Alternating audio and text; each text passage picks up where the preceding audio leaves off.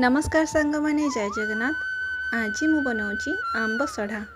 घर को मामू आसते बारी आंब नहीं कि आंबटा जेहेतु खटा मीठा लगुला तो ताको भात रे खाई हेलानी मु भाविली या गोटे यूनिक रेसिपी बनैबा जोटा कि आंब सढ़ा।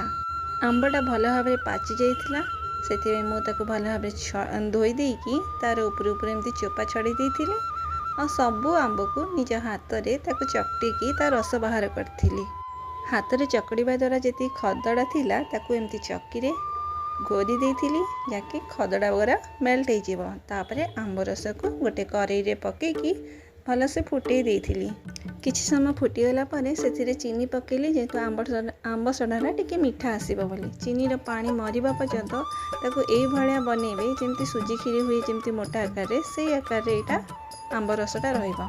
तापरे दुईटा स्टील प्लेट नहीं गली से तेल लगे देकी ए आंब रस को से भल भाव में रखीदेली 3 दिन खरार सुखई देला परे हेगला आमर आंब सढ़ा।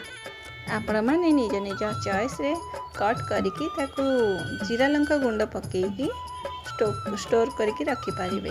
जदि मो चैनल आपन को भल लगिला मो रेसिपीटा जदि भल लगिला ताले निश्चित भाव लाइक शेयर कमेंट करने को भूलिबे नहीं। हाँ सब्सक्राइब करने को भी भूलिबे नहीं।